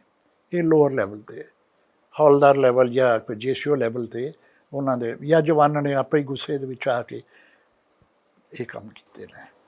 ਤੁਸੀਂ ਬੜੀ ਮੰਦਭਾਗੀ ਗੱਲ ਹੈ। ਜਿਵੇਂ ਤੁਸੀਂ ਇੱਕ ਸਿੱਖ ਪਰਿਵਾਰ 'ਚੋਂ ਵੀ ਸੀ, ਤੁਸੀਂ ਜਦੋਂ ਜਾ ਕੇ ਤੁਸੀਂ ਕਹਿੰਦੇ ਦੇਖੇ ਉੱਥੇ ਲਾਸ਼ਾਂ ਤੜਫ ਰਹੀਆਂ ਸੀ, ਹੋਰ ਤੁਹਾਨੂੰ ਕੀ ਲੱਗਿਆ? ਬੜਾ ਅਫਸੋਸ ਹੋਇਆ। ਔਰ ਦੂਸਰਾ ਥੋੜ੍ਹਾ ਜਿਹਾ ਮੇਰੇ ਮਨ 'ਚ ਇਹ ਆਇਆ, ਪੂਰਾ ਕੈਂਪਸ ਹੀ ਲਾਸ਼ਾਂ ਨਾਲ ਭਰਿਆ ਪਿਆ ਸੀ। ਬਹੁਤ ਲਾਸ਼ਾਂ ਸੀ, 557 ਲਾਸ਼ਾਂ ਮੈਂ ਤਾਂ ਚੁਕਾਈਆਂ ਉੱਥੋਂ। ਹੋਰ ਵੀ ਕਈ ਸੀ ਬਾਅਦ ਦੇ ਵਿੱਚ, ਹਰ ਰੋਜ਼। ਇਹ ਪਹਿਲੇ ਦਿਨ 7 ਤਰੀਕ ਨੂੰ ਮੈਂ ਆਰਮੀ ਦੀ ਬਹੁਤ ਕੈਜੂਅਲਟੀ ਹੋਈ ਸੀ। ਨਹੀਂ, ਆਰਮੀ ਦੀ ਬਹੁਤ ਮਤਲਬ ਇੰਨੀ ਨਹੀਂ ਹੋਈ।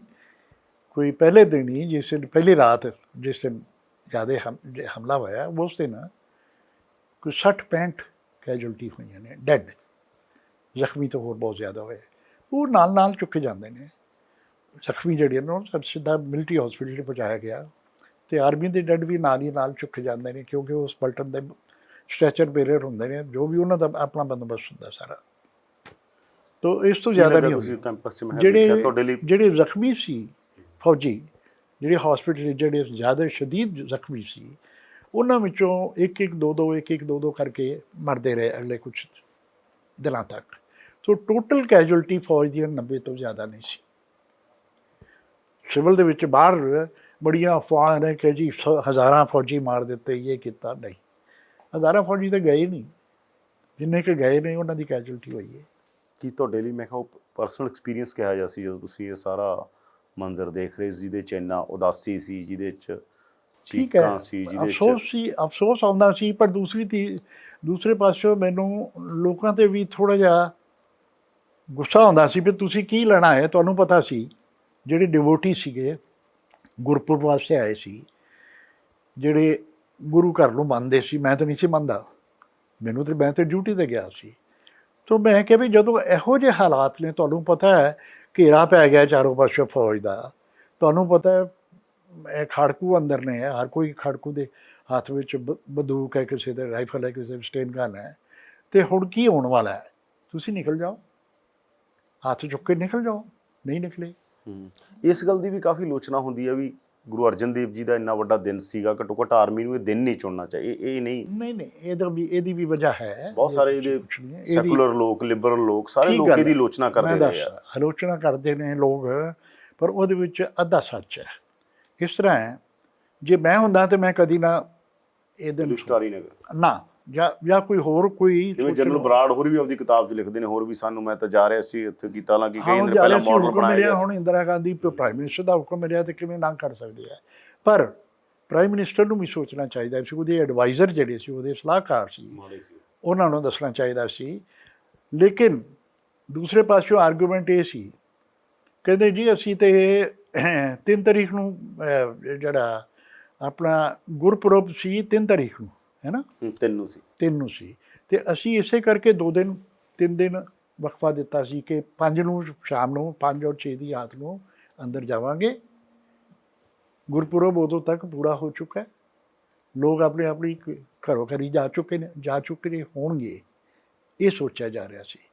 ਪਰ ਉਹਨਾਂ ਨੂੰ ਇਹ ਨਹੀਂ ਸੀ ਪਤਾ ਕਿ ਜੇ ਆਪਾਂ 5 ਤਰੀਕ ਨੂੰ ਸ਼ਾਮ ਨੂੰ ਤੁਸੀਂ ਕੋਈ ਕਾਰਵਾਈ ਕਰਨੀ ਹੈ ਤੇ ਉੱਥੇ ਕਰਫਿਊ ਲਾਉਣਾ ਪਏਗਾ, ਪੈਟਰੋਲਿੰਗ ਕਰਨੀ ਪਏਗੀ। ਆਰਮੀ ਦੀਆਂ ਕਾਰਵਾਈਆਂ 2-2, 3-3 ਦਿਨ ਪਹਿਲਾਂ ਸ਼ੁਰੂ ਹੋ ਜਾਂਦੀਆਂ। ਪਰ ਸਿਵਲ ਜਿਵੇਂ ਕਹਿ ਜਾਂਦਾ ਕਿ ਇੱਕ ਤਰ੍ਹਾਂ ਦਾ ਵਾਰ ਕ੍ਰਾਈਮ ਵੀ ਸੀ। ਲੋਕ ਕਹਿੰਦੇ ਆ ਕਿ ਵੀ ਜਿਹੜੇ ਸਿਵਲੀਅਨ ਲੋਕ ਮਾਰੇ ਗਏ, ਮੰਨ ਲਓ ਸਪਲਾਈ ਲਾਈਨ ਕੱਟ ਦਿੱਤੀ ਜਾਂਦੀ, ਦੁਨੀਆ ਦੇ ਬਹੁਤ ਸਾਰੇ ਹਿੱਸਿਆਂ 'ਚ ਹੋਇਆ, ਸਭ ਕੁਝ ਕੱਟਿਆ ਸੀ, ਯਾਨੀ ਅਕਾਲ ਤਖ਼ਤ ਅਟੈਕ ਕਰਨ ਦੀ ਲੋੜ ਨਹੀਂ ਸੀ। ਬਹੁਤ ਸਾਰੇ ਲੋਕ ਇਹ ਕਹਿੰਦੇ ਆ ਕਿ ਇੰਨੇ ਸਿਵਲੀਅਨ ਇਹਨੇ ਨਹੀਂ, ਉਹ ਕੋਈ ਥਿਊਰੀ ਜਿਹੜੀ ਹੈ ਉਹ ਠੀਕ ਨਹੀਂ ਹੈ। ਕੋਈ ਹੋਰ ਤਰੀਕਾ ਨਹੀਂ ਸੀ, ਅੰਦਰ ਜਾਣਾ ਹੀ ਜਾਣਾ ਸੀ। ਇੱਕ ਤਰੀਕਾ ਸਿਰਫ ਜਿਹੜਾ ਮੈਂ ਮੰਨਦਾ ਕਿ ਜਿਵੇਂ ਬਾਅਦ ਦੇ ਵਿੱਚ 88 ਦੇ ਵਿੱਚ ਹੋਇਆ ਸੀ ਨਾ ਇੱਕ ਬਲੈਕ ਥੰਡਰ, ਤਕਰੀਬਨ ਥੋੜ੍ਹਾ ਬਹੁਤ ਉਸ ਤਰ੍ਹਾਂ ਕਰਦੇ, ਜਾਂ 84 ਦੇ ਵਿੱਚ ਵੀ ਬਲੈਕ ਥੰਡਰ ਵੇਲੇ ਵੀ ਤਾਂ 84 ਦੇ ਵਿੱਚ ਵੀ ਇਸ ਤਰ੍ਹਾਂ ਕਰ ਸਕਦੇ ਸੀ ਕਿ ਤੁਸੀਂ ਅਨਾਊਂਸ ਕਰ ਦਿਓ ਕਿ ਅਸੀਂ ਫਲਾਣੀ ਤਰੀਕ ਨੂੰ ਆਹ ਡੈਡਲਾਈਨ ਹੈ, ਇੰਨੀ ਤਰੀਕ ਨੂੰ ਇੰਨੇ ਵਜੇ ਫੌਜ ਅੰਦਰ ਦਾਖਲ ਹੋਏਗੀ, ਉਸ ਤੋਂ ਪਹਿਲਾਂ ਜਿਹਨੇ ਬਾਹਰ ਨਿਕਲਣਾ ਨਿਕਲ ਜਾਓ। ਕਿਉਂਕਿ 2 ਦਿਨ ਪਹਿਲਾਂ ਤਾਂ ਪ੍ਰਾਈਮ ਮਿਨਿਸਟਰ ਬਿਆਨ ਦਿੰਦੇ ਨੇ, ਤੀਜੇ ਦਿਨ ਇਹ ਗੱਲ ਹੋ ਜਾਂਦੀ ਹੈ। ਹਾਂ, ਤੁਸੀਂ ਸਾਫ਼ ਦੱਸੋ। ਇੰਦਰਾ ਗਾਂਧੀ ਨੇ ਬਿਆਨ ਦਿੱਤਾ, ਉਹ ਤੋਂ ਉਹ ਪਰਚੇ ਸੁੱਟੋ, ਇਸ਼ਤਿਹਾਰ ਸੁੱਟੋ ਦਰਬਾਰ ਸਾਹਿਬ ਦੇ ਅੰਦਰ ਹੈਲੀਕਾਪਟਰ ਨਾਲ, ਕਿਸੇ ਤਰੀਕੇ ਨਾਲ, ਵੀ ਜਿਹੜੇ ਇਹ ਫਲਾਣੇ ਟਾਈਮ 'ਤੇ ਆਇਆ, ਇਹ ਡੈਡਲਾਈਨ ਹੈਗੀ ਹੈ, ਜਿਹੜੇ ਲੋਕ ਸਿਰਫ ਗੁਰਪੁਰਬ ਵਾਸਤੇ ਆ ਰਹੇ, ਜਿਹੜੇ ਖਾੜਕੂ ਨਹੀਂ, ਉਹ ਬਾਹਰ ਨਿਕਲ ਜਾਓ ਜੇ ਨਿਕਲਣਾ, ਜਾਂ ਜਿੰਨੇ ਵੀ ਨਿਕਲਣਾ ਨਿਕਲ ਜਾਓ। ਅਸੀਂ ਸਾਰੇ ਸਰ ਉਹ ਲੋਕ ਬਹੁਤ ਗਲੀਆਂ ਖੋਲ ਦਿਆਂਗੇ, ਵੱਡੇ ਪੱਧਰ ਤੇ ਮਾਰੇ ਗਏ ਨਾ ਉਹ ਲੋਕ ਜਿਹੜੇ ਇਨੋਸੈਂਟ ਸੀਗੇ।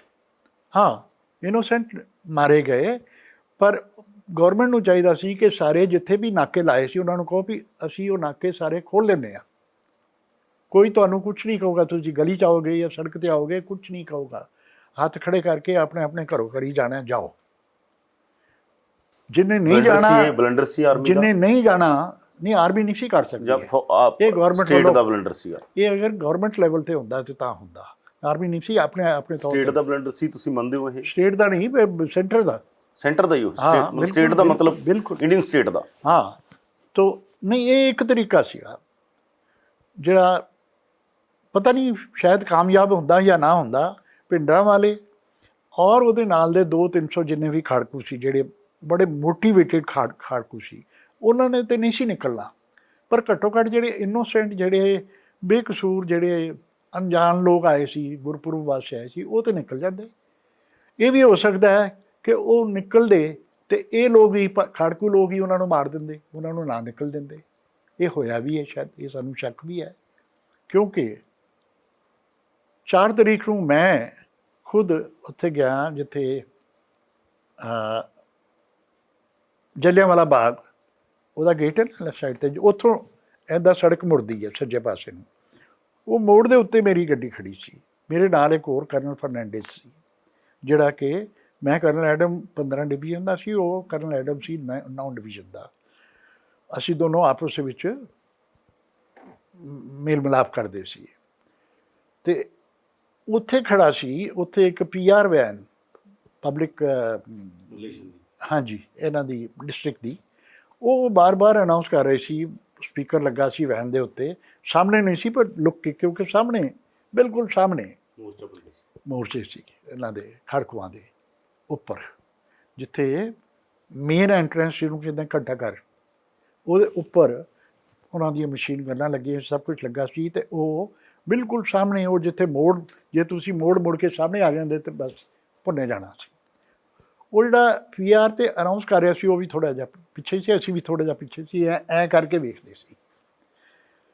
ਉਹ ਅਨਾਉਂਸਮੈਂਟ ਕਰ ਰਿਹਾ ਸੀ ਕਿ ਇਹ ਐਲਾਨ ਕੀਤਾ ਜਾਂਦਾ ਹੈ ਕਿ ਦਰਬਾਰ ਸਾਹਿਬ ਦੇ ਅੰਦਰ ਜਿਹੜੇ ਸ਼ਰਧਾਲੂ ਆਏ ਨੇ, ਗੁਰਪੁਰਬ ਵਾਸਤੇ ਆਏ ਨੇ, ਉਹ ਸਾਰੇ ਹੱਥ ਚੁੱਕ ਕੇ ਬਾਹਰ ਆ ਜਾਓ, ਕਿਸੇ ਨੂੰ ਕੁਛ ਨਹੀਂ ਕਿਹਾ ਜਾਏਗਾ, ਕੋਈ ਕਿਸੇ ਦੇ ਉੱਤੇ ਫਾਇਰ ਨਹੀਂ ਹੋਏਗਾ।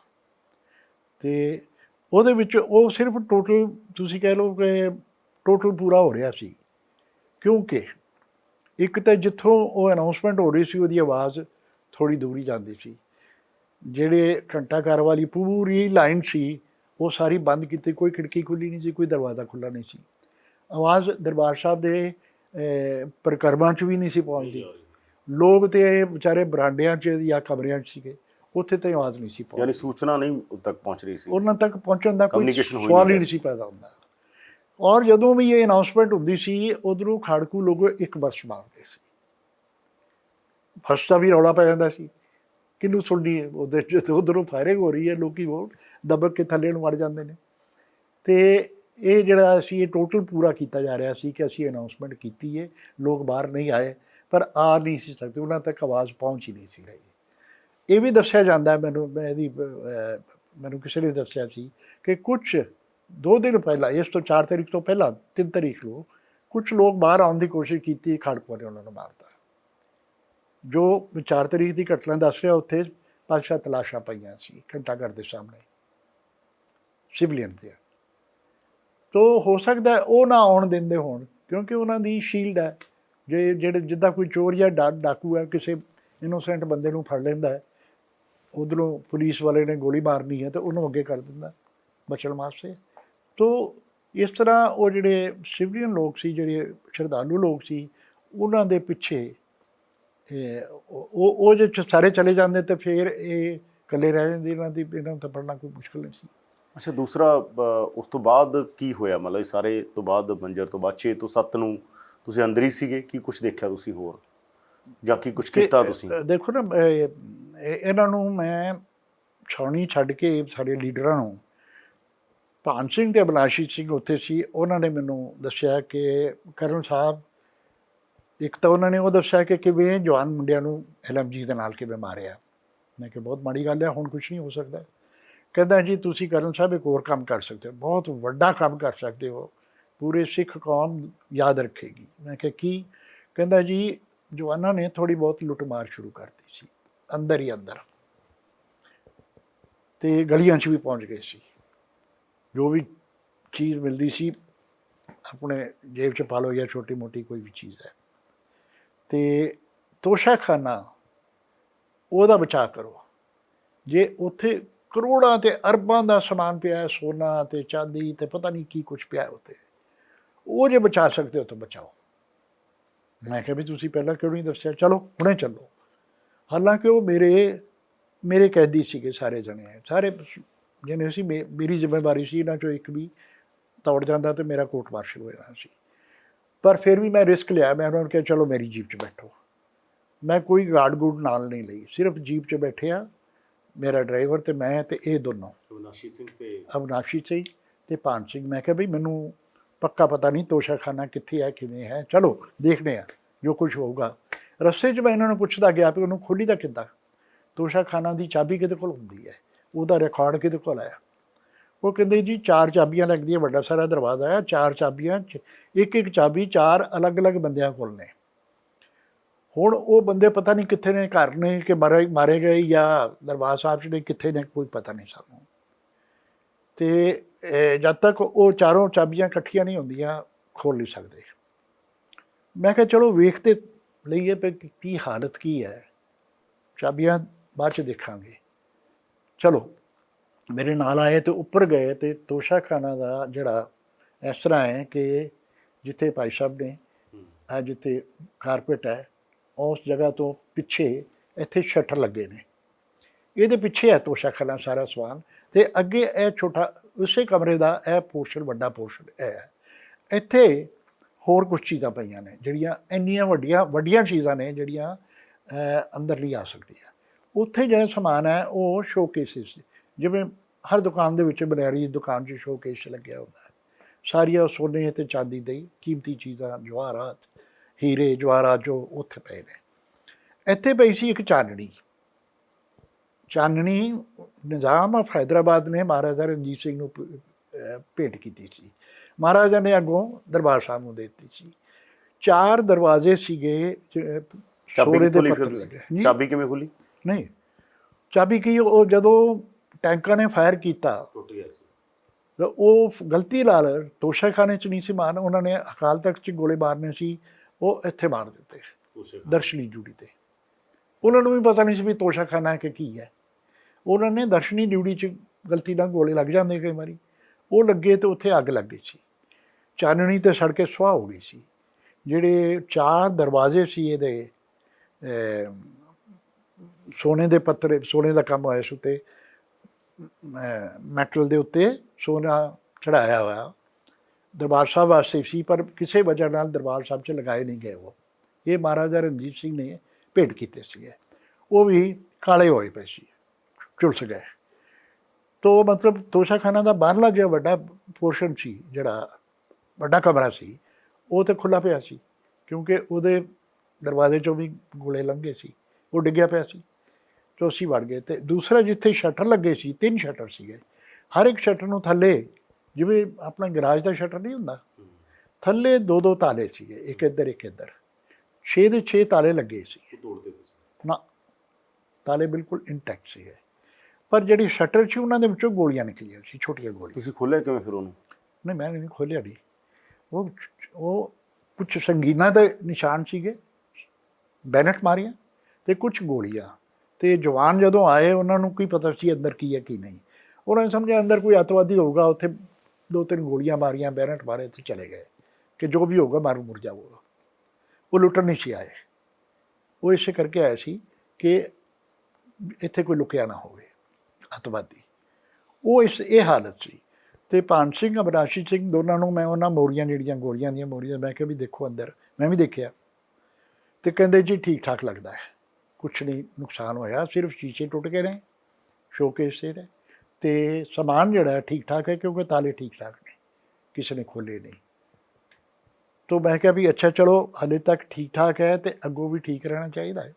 ਮੈਂ ਉੱਥੋਂ ਫੋਨ ਕੀਤਾ, ਇੱਕ ਸਿੱਖ ਬਟਾਲੀਅਨ ਸੀ, 2 ਸਿੱਖ ਲਾਈਟ ਇਨਫੈਂਟਰੀ, ਉਹਦਾ ਕਰਨਲ ਡੀ ਸਿੰਘ ਸੀ ਉਹ ਸੀਗਾ।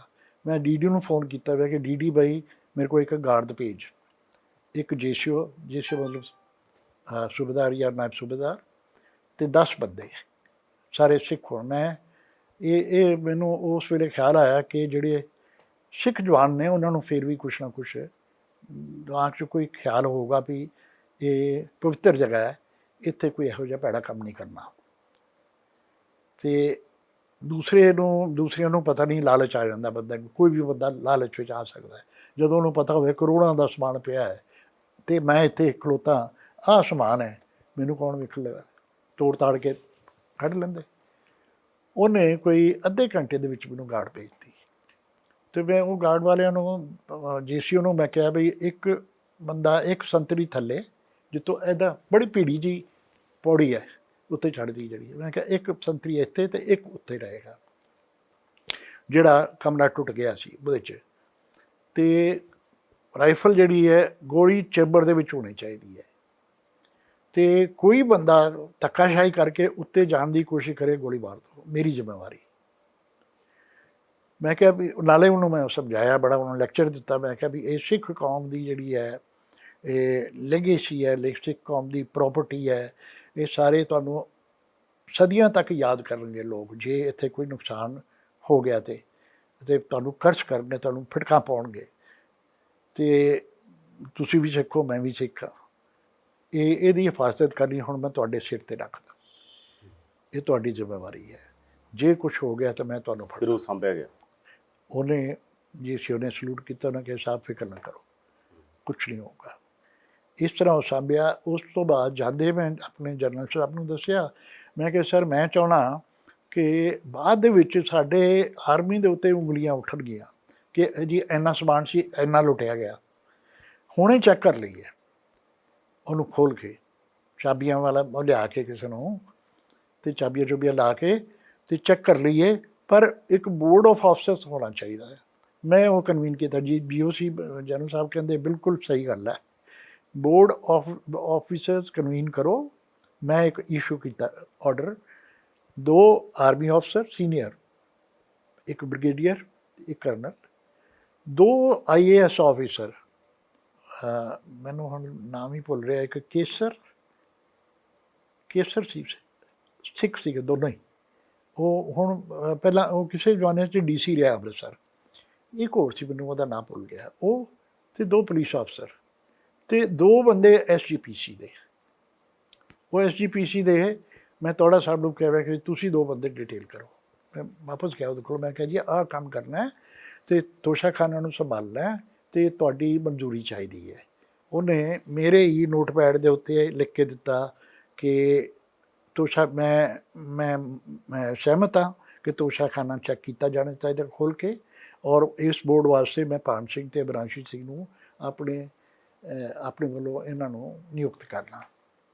ਸੋ ਉਹ ਦੋਨੋਂ, ਅਤੇ ਇਸ ਤਰ੍ਹਾਂ 6-7 ਬੰਦਿਆਂ ਦਾ ਬੋਰਡ ਕੀਤਾ ਉਹਨਾਂ ਨੇ। ਅਗਲੇ ਹਫਤਾ ਕੀ ਉਹਨੂੰ ਜ਼ਿਆਦਾ ਟਾਈਮ ਨਹੀਂ ਸੀ ਲੱਗਣਾ। ਉਸੇ ਵੇਲੇ ਖੋਲ੍ਹ ਕੇ ਚੈੱਕ ਕੀਤਾ, ਦੁਬਾਰਾ ਨਵੇਂ ਤਾਲੇ ਨਵਾਂ ਰਿਪੇਅਰ ਕਰਕੇ ਉੱਥੇ ਲਾ। ਪਰ ਸਿੱਖ ਰੈਫਰੈਂਸ ਲਾਇਬ੍ਰੇਰੀ ਨਾਲ ਫਿਰ ਐਂ ਕਿਉਂ ਹੋਇਆ? ਬਾਅਦ ਚੋਂ ਸਿੱਖ ਰੈਫਰੈਂਸ ਅੱਗ ਵੀ ਲਾਈ ਗਈ। ਅਸਲ ਦੇ ਵਿੱਚ ਇਸ ਤਰ੍ਹਾਂ ਮੈਨੂੰ ਵੀ ਬੜੀ ਵਾਰੀ ਸਵਾਲ ਪੁੱਛਿਆ ਗਿਆ ਹੈ। ਬਹੁਤ ਇੱਕ ਇਹਨਾਂ ਦੀ SGPC ਦੀ ਇਨਕੁਆਇਰੀ ਵੀ ਹੋਈ, ਉੱਥੇ ਵੀ ਮੈਨੂੰ ਸੱਦਿਆ ਸੀ, ਆਰਮੀ ਵੱਲੋਂ ਵੀ ਪੁੱਛਿਆ ਗਿਆ। ਉੱਥੇ ਇਸ ਤਰ੍ਹਾਂ ਸੀ, ਜਦੋਂ ਮੈਂ ਤੋਸ਼ਾਖਾਨਾ ਨੂੰ ਜਾ ਰਿਹਾ ਸਾਂ, ਇਹ 6 ਤਰੀਕ ਸ਼ਾਮ ਦੀ ਦੁਪਹਿਰ ਦੀ ਗੱਲ ਹੈ, 4-5 ਵਜੇ 6 ਵਜੇ ਉਸ ਵੇਲੇ ਜਾ ਰਿਹਾ ਸੀ। ਲਾਇਬ੍ਰੇਰੀ ਦੇ ਕੋਲੋਂ ਦੀ ਨਿਕਲਿਆ, ਪਰ ਅੱਗ ਲੱਗੀ ਸੀ, ਪਰਦੇ ਜਲ ਰਹੇ ਸੀ, ਦਰਵਾਜ਼ੇ ਖਿੜਕੀਆਂ ਲੱਕੜੀਆਂ ਨੂੰ ਅੱਗ ਲੱਗੀ ਸੀ। ਮੈਨੂੰ ਇਹ ਨਹੀਂ ਸੀ ਪਤਾ ਕਿ ਅੰਦਰ ਕੀ ਹੈ। ਮੈਨੂੰ ਜਿਹੜਾ ਕੰਮ ਸੀ ਮੇਰਾ, ਉਸ ਵੇਲੇ ਤੋਸ਼ਾਖਾਨਾ ਨੂੰ ਪ੍ਰਾਇਰਟੀ ਦਿੱਤੀ। ਮੈਂ ਕਿਹਾ ਇਹ ਜ਼ਰੂਰ ਬਚਾਉਣਾ, ਇਹਦਾ ਕੰਮ ਕਰਨਾ ਹੈ। ਜਦੋਂ ਸਵੇਰੇ ਆਇਆ ਸੀ ਮੈਂ, ਉਦੋਂ ਵੀ ਦੂਰੋਂ ਪਤਾ ਲੱਗਦਾ ਸੀ ਕਿ ਕੁਝ ਬਿਲਡਿੰਗਸ ਨੂੰ ਅੱਗ ਲੱਗੀਆਂ, ਅਕਾਲ ਤਖਤ ਨੂੰ ਅੱਗ ਲੱਗੀ ਸੀ, ਇੱਧਰ ਵੀ ਲੱਗੀ ਹੋਣੀ ਹੈ ਛੋਟੀ ਮੋਟੀ। ਅਤੇ ਮੇਰਾ ਕੰਮ ਅੱਗਾ ਬੁਝਾਉਣਾ ਨਹੀਂ ਸੀ। ਮੇਰਾ ਕੰਮ ਸੀ ਸਭ ਤੋਂ ਪਹਿਲਾਂ ਇਹ ਜਿਹੜੇ ਸੀਨੀਅਰ ਲੀਡਰ ਨੇ, ਇਹਨਾਂ ਨੂੰ ਖੈਰ ਨਾਲ ਲਿਜਾਣਾ। ਦੂਸਰੀ ਵਾਰ ਜਦੋਂ ਮੈਂ ਗਿਆ ਤਾਂ ਮੇਰਾ ਕੰਮ ਸੀ ਤੋਸ਼ਾਖਾਨਾ ਦਾ। ਮੈਂ ਆਪਣੇ ਆਪ ਨੂੰ ਕੰਮ ਦਿੱਤਾ ਸੀ। ਕਿਸੇ ਸਿੱਖ ਲਾਇਬ੍ਰੇਰੀ ਦਾ ਨਹੀਂ ਪਤਾ ਲੱਗਿਆ ਤੁਹਾਨੂੰ? ਮੈਨੂੰ ਪਤਾ ਹੀ ਨਹੀਂ ਸੀ ਵੀ ਇਹਦੇ ਅੰਦਰ ਕੀ ਹੈ। ਉਹ ਸੜਕੇ ਬਾਅਦ ਚੋਂ ਲੈ ਵੀ ਗਏ ਸਮਾਨ, ਇਹ ਵੀ ਬਾਅਦ ਚੋਂ ਕਿਹਾ ਕਿ ਨਹੀਂ ਪੂਰਾ ਨਹੀਂ ਸੜਿਆ, ਕੁਝ ਬਹੁਤ ਸਾਰਾ ਸਮਾਨ ਆਰਮੀ ਲੈ ਗਈ ਬਾਅਦ ਚੋਂ, ਨਹੀਂ ਬੰਦਾ ਵਾਪਸ ਨਹੀਂ ਦਿੱਤਾ ਕਹਿੰਦੇ। ਉਹ ਫਿਰ ਬਾਅਦ ਦੇ ਵਿੱਚ ਜਦੋਂ ਤੋਸ਼ਾਖਾਨਾ ਦਾ ਮੈਂ ਬੋਰਡ ਆਰਡਰ ਕੀਤਾ, ਇਸੇ ਤਰ੍ਹਾਂ ਮੈਂ ਆਪਣੇ ਜਰਨੈਲ ਨੂੰ ਸੁਜੈਸਟ ਕੀਤਾ ਕਿ ਸਰ ਤੋਸ਼ਾਖਾਨਾ ਅਤੇ ਜਿਹੜੀ ਲਾਇਬ੍ਰੇਰੀ ਉਹਨੂੰ ਵੀ ਅੱਗ ਲੱਗੀ ਸੀ, ਜਿਹੜਾ ਸਿੱਖ ਮਿਊਜ਼ੀਅਮ ਹੈ ਉੱਥੇ ਅੱਗ ਨਹੀਂ ਸੀ ਲੱਗੀ, ਪਰ ਉੱਥੇ ਮੈਂ ਕਿਹਾ ਉੱਥੇ ਉਹਦਾ ਵੀ ਚੈੱਕ ਕਰਨਾ ਚਾਹੀਦਾ। ਮੈਂ 4 ਬੋਰਡ ਆਰਡਰ ਕੀਤੇ, ਇੱਕ ਲਾਇਬ੍ਰੇਰੀ ਦਾ, ਇੱਕ ਮਿਊਜ਼ੀਅਮ ਦਾ, ਸਿੱਖ ਮਿਊਜ਼ੀਅਮ ਦਾ, ਇੱਕ ਅਕਾਲ ਤਖਤ ਦਾ, ਕਿਉਂਕਿ ਉਹਨੇ ਚਿਰ ਨੂੰ ਭਾਨ ਸਿੰਘ ਅਬਰਾਂਸ਼ੀ ਸਿੰਘ ਦੋਨੋਂ ਮੇਰੇ ਇੱਕ ਕਿਸਮ ਦੇ ਅਸਿਸਟੈਂਟ ਸੀ, ਮੇਰੀ ਮਦਦ ਕਰ ਰਹੇ ਸੀ ਕਿ ਅਕਾਲ ਤਖਤ ਸਾਹਿਬ ਦੇ ਵਿੱਚ ਬੜਾ ਕੁਛ ਹੈ, ਬੜੇ ਪੁਰਾਣੇ ਯਾਦਗਾਰਾਂ ਨੇ, ਪੁਰਾਣੇ ਹਥਿਆਰ ਗੁਰੂ ਸਾਹਿਬ ਦੇ, ਜਾਂ ਜਿਹੜੇ ਵੀ ਉੱਥੇ ਹੈੱਡ ਗ੍ਰੰਥੀ ਜੋ ਹੈ ਕੀ ਉਹਨੂੰ ਕਹਿੰਦੇ ਨੇ, ਅਕਾਲ ਤਖਤ ਦਾ ਹੈੱਡ ਜਥੇਦਾਰ, ਵੱਡਾ ਜਥੇਦਾਰ, ਉਹਨਾਂ ਦੇ ਹੱਥ ਦੇ ਕੁਛ ਲਿਖੇ ਹੁਕਮਨਾਮੇ, ਇਹ ਉਹ ਕੁਛ ਲਾਇਬ੍ਰੇਰੀ 'ਚ ਨੇ, ਕੁਛ ਅਕਾਲ ਤਖਤ ਦੇ ਵਿੱਚ ਨੇ। ਇਹ ਸਾਰੀਆਂ ਚੀਜ਼ਾਂ ਇਹਨਾਂ ਨੂੰ ਵੀ ਰਿਕਵਰ ਕਰਨਾ ਚਾਹੀਦਾ ਹੈ। ਅਕਾਲ ਤਖਤ ਢਹਿ ਗਿਆ ਸੀ, ਇੱਕ ਮੈਂ ਬੋਰਡ ਉਹਦਾ ਆਰਡਰ ਕੀਤਾ, ਉਹਦੇ ਵਿੱਚ ਵੀ ਇਸੇ ਤਰ੍ਹਾਂ ਮਿਲੇ ਜੁਲੇ ਆਰਮੀ ਅਤੇ ਸਿਵਲੀਅਨ, ਆਰਮੀ ਸਿਵਲੀਅਨ, SGPC ਦਾ ਰਿਪਰੈਜ਼ੈਂਟੇਟਿਵ ਹਰ ਇੱਕ ਦੇ ਵਿੱਚ ਹੁੰਦਾ ਸੀ। ਪਰ ਜਿਹੜਾ ਇਹ ਇਲਜ਼ਾਮ ਲੱਗਿਆ ਕਿ ਜਾਣਬੁੱਝ ਕੇ ਜਿਹੜੀ ਸਿੱਖ ਰੈਫਰੈਂਸ ਲਾਇਬ੍ਰੇਰੀ ਨੂੰ ਤਾਂ ਜਾਣਬੁੱਝ ਕੇ ਲਿਜਾਇਆ ਗਿਆ, ਬਾਅਦ ਚੋਂ ਵੀ ਉੱਥੋਂ ਚੱਕ ਕੇ ਲੈ ਗਏ। ਜਾਣਬੁੱਝ ਕੇ, ਪਹਿਲੀ ਗੱਲ ਜਾਣਬੁੱਝ ਕੇ ਅੱਗ ਕੋਈ ਨਹੀਂ ਲਾਉਂਦਾ ਕੋਈ ਫੌਜੀ। ਨਹੀਂ, ਬਾਅਦ ਚੋਂ ਕਿਹਾ ਗਿਆ ਕਿ ਜਿਹੜਾ ਵਾਪਸ ਵੀ ਨਹੀਂ ਕੀਤਾ ਗਿਆ, ਬਹੁਤ ਸਾਰਾ ਜਿਹੜਾ ਕੀਮਤੀ ਸਰਮਾਇਆ ਸੀ। ਕੁਛ ਦਿਨਾਂ ਬਾਅਦ CBI ਆ ਗਈ ਅੰਮ੍ਰਿਤਸਰ 'ਚ। CBI ਦੀ ਕਾਫੀ ਵੱਡੀ ਟੀਮ ਆਈ ਸੀ ਉੱਥੇ। ਉਹਨਾਂ ਦਾ ਅਲੱਗ-ਅਲੱਗ ਅਫਸਰਾਂ ਨੂੰ ਕੰਮ ਦਿੱਤਾ ਗਿਆ ਸੀ। ਉਹਨਾਂ ਦਾ ਕੰਮ ਸੀ, ਉਹ ਲੱਭ ਰਹੇ ਸੀ ਕਿ ਉਹਨਾਂ ਨੂੰ ਸ਼ੱਕ ਸੀ ਕਿ ਭਿੰਡਰਾਂਵਾਲੇ ਜਾਂ SGPC ਤੋੜਾ ਜਾਂ ਕੋਈ ਵੀ ਹੋਰ ਜਿਹੜੇ ਵੀ ਇਹਨਾਂ ਨੇ ਕੋਈ ਪਲਾਨ ਬਣਾਈ ਸੀ ਕਿ ਖਾਲਿਸਤਾਨ ਡਿਕਲੇਅਰ ਕਰ ਦੇਣਾ। ਉਹਦਾ ਕੋਈ ਦਸਤਾਵੇਜ਼, ਉਹਦੀ ਕੋਈ ਪਲਾਨ, ਕੋਈ ਆਰਡਰ, ਕੋਈ ਖਾਕਾ, ਕੁਛ ਇਹੋ ਜਿਹਾ ਹੋਵੇ, ਇਹੋ ਜਿਹੀ ਡਾਕੂਮੈਂਟ ਮਿਲੇ ਜਿਹਦੇ ਤੋਂ ਉਹਨਾਂ ਦੇ ਅਗੇਂਸਟ ਕੋਈ ਚਾਰਜ ਸ਼ੀਟ ਬਣਾਈ ਜਾ ਸਕੇ। ਇਸ ਕਰਕੇ ਜਿੰਨੀਆਂ ਡਾਕੂਮੈਂਟ ਸੀ, ਪਹਿਲਾਂ ਤੇ ਉਹਨਾਂ ਨੇ ਕੋਸ਼ਿਸ਼ ਕੀਤੀ ਉੱਥੇ ਹੀ ਲਾਇਬ੍ਰੇਰੀ ਦੇ ਵਿੱਚ ਬਹਿ ਕੇ ਉੱਥੇ ਪੜ੍ਹੀਏ, ਪਰ ਇੰਨੀਆਂ ਜ਼ਿਆਦਾ ਡਾਕੂਮੈਂਟ ਸੀ, ਸਾਰੀਆਂ ਪੜ੍ਹੀਆਂ ਨਹੀਂ ਗਈਆਂ। ਉਹ ਸਭ ਬਕਸਿਆਂ ਦੇ ਵਿੱਚ ਪਾ ਕੇ ਦਿੱਲੀ ਲੈ ਗਏ ਵੀ ਆਪਣੇ ਆਰਾਮ ਨਾਲ ਪੜਾਂਗੇ। ਉਹ CBI ਲਗਾਈ ਸੀ, ਇਸੇ ਤਰ੍ਹਾਂ ਆਰਮੀ ਨੇ ਨਹੀਂ ਖੜੀਆਂ, CBI ਲਗਾਈ ਸੀ ਪਰਪਸ ਕਿ ਇਹਨਾਂ ਦੇ ਡਾਕੂਮੈਂਟਸ ਨੂੰ ਸਕੈਨ ਕਰਕੇ, ਇਹਨਾਂ ਨੂੰ ਪੜ੍ਹ ਕੇ, ਇਹਨਾਂ ਦੇ ਵਿੱਚੋਂ ਕੋਈ ਐਸੀ ਚੀਜ਼ ਲੱਭਣੀ ਜਿਹਦੇ ਨਾਲ ਅਸੀਂ ਇਹਨਾਂ ਤੇ ਫਿੰਗਰ ਪੁਆਇੰਟਿੰਗ ਕਰ ਸਕੀਏ ਜਾਂ ਇਹਨਾਂ ਦੀ ਚਾਰਜ ਸ਼ੀਟ ਬਣਾ ਸਕੀਏ। ਇੱਕ ਮੈਂ ਲਾਸਟ ਸਵਾਲ ਤੁਹਾਡੇ ਤੋਂ ਬੜਾ ਬਰੀਫਲੀ ਪੁੱਛਣਾ ਕਿ ਫਿਰ ਅਕਾਲ ਤਖਤ ਜਿਹੜੀ ਸੰਤਾ ਸਿੰਘ ਨੇ ਉਸਾਰੀ ਕਰਾਈ, ਉਹ ਵੀ ਤੁਹਾਡੇ ਜਾਂ ਕੈਂਪਸ 'ਚ ਹੋਰ? ਸਾਡੇ ਨੇ, ਅਸੀਂ ਨਹੀਂ ਕਰਵਾਈ। ਮੈਂ ਤੁਹਾਨੂੰ ਕੀ ਕੁਛ ਦੱਸੋ, ਕਰਾਇਆ? ਬੂਟਾ ਸਿੰਘ ਨੇ ਕਰਵਾਈ ਹੈ, ਬੂਟਾ ਸਿੰਘ ਨੇ। ਉਸ ਤੋਂ ਪਹਿਲਾਂ ਤੁਸੀਂ ਉਦੋਂ ਕੀ ਕਰਾਇਆ ਕੈਂਪਸ 'ਚ? ਕੁਝ ਕਰਵਾਇਆ ਸੀ ਉਦੋਂ ਜੋ ਉੱਥੇ ਢਹਿ ਢੇਰੀ ਹੋਇਆ, ਉਹਦੇ 'ਚ ਕੁਝ ਤੁਸੀਂ ਵੀ ਰਿਪੇਅਰ ਕਰਵਾਇਆ ਸੀ? ਨਹੀਂ, ਅਸੀਂ ਜਿਹੜਾ ਸ਼ੁਰੂ ਦੇ ਵਿੱਚ ਇਸ ਤਰ੍ਹਾਂ ਕਿ ਆਰਮੀ ਨੇ ਮਦਦ ਜ਼ਰੂਰ ਕੀਤੀ ਹੈ।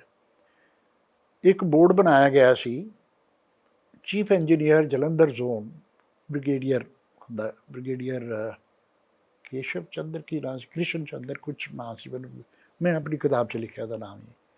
ਉਹਦੇ ਹੇਠ ਆਪਣੀ PWD ਦੇ ਮੈਂਬਰ ਸੀ, ਔਰ ਹਰ ਇੱਕ ਜਗ੍ਹਾ SGPC ਦੇ ਵੀ ਮੈਂਬਰ ਸੀ, MES ਦੇ ਸੀ ਬੰਦੇ ਜ਼ਿਆਦਾ, ਕੁਛ ਜਿਹੜੇ ਇੰਜੀਨੀਅਰ ਵਗੈਰਾ, ਇਹ ਸੁਪਰਵਾਈਜ਼ ਕਰਨ ਵਾਸਤੇ। ਪਰ ਨਾਂ ਸੀ ਸੰਤਾ ਸਿੰਘ ਦਾ। ਸੰਤਾ ਸਿੰਘ ਨੇ ਸਿਰਫ ਉੱਥੇ ਆ ਕੇ ਸ਼ਰਦਾਈ ਘੋਟ ਕੇ ਤੇ ਕੜਾ ਬਣਾ ਕੇ ਤੇ ਉਹੀ ਖਾਧਾ ਹੈ, ਉਹਦਾ ਨਾਂ ਸੀਗਾ ਸਿਰਫ ਸੰਤਾ ਸਿੰਘ। ਸੰਤਾ ਸਿੰਘ ਨੇ ਜਾਂ ਉਹ ਜਿਹੜੇ ਉਹਦੇ ਬੰਦੇ ਸੀਗੇ, ਕੀ ਨੂੰ ਕਹਿੰਦੇ ਨੇ, ਨਿਹੰਗ, ਉਹਨਾਂ ਨੇ ਕੰਮ ਕੁਛ ਨਹੀਂ ਕੀਤਾ।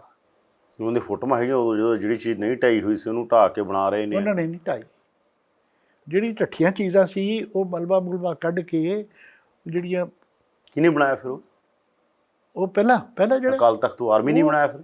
ਆਰਮੀ ਨੇ ਕਹਿ ਲਓ ਤੁਸੀਂ, ਸਿਵਲ ਇੰਜੀਨੀਅਰ ਜਿਹੜੇ PWD ਨੇ, ਸਾਰਿਆਂ ਨੇ ਮਿਲ ਕੇ ਉਹਨਾਂ ਦੇ ਥੱਲੇ ਜੈਕ ਲਗਾ ਕੇ, ਜਿਸ ਤਰ੍ਹਾਂ ਛੱਤ ਇੱਧਰੋਂ ਕੰਧ ਦੀ ਥੱਲੇ ਡਿੱਗ ਪਈ ਹੈ, ਇਹ ਛੱਤ ਠੀਕ ਹੈ, ਮੈਂ ਥੱਲੇ ਜੈਕ ਲਗਾ ਕੇ ਚੁੱਕ ਕੇ ਜਿੱਥੇ ਕੰਧਾਂ 'ਚ ਤਰੇੜ ਆਇਆ ਜਾਂ ਜਿਹੜੇ ਥੰਮੇ ਸੀ ਉਹਨਾਂ ਦੇ ਵਿੱਚ ਉਹ ਸਿਲੀਕੌਨ ਭਰ ਕੇ ਜਰਮਨੀ ਤੋਂ ਮੰਗਾਏ ਗਏ ਸੀ, ਬੜਾ ਕੁਛ ਮੰਗਾਇਆ ਸੀ, ਮਸ਼ੀਨਾਂ ਮੰਗਵਾਈਆਂ, ਬੜਾ ਮਟੀਰੀਅਲ ਮੰਗਵਾਇਆ, ਉਹ ਸਾਰਾ ਭਰ ਭੁਰ ਕੇ ਉਹਨੂੰ ਰਿਪੇਅਰ ਕਰਤਾ ਔਰ ਬਿਲਕੁਲ ਪੁਰਾਣੀ ਸ਼ਕਲ ਦੇ ਦਿੱਤੀ, ਬਿਲਕੁਲ ਉਹਦੇ 'ਚ ਕੋਈ ਫਰਕ ਨਹੀਂ।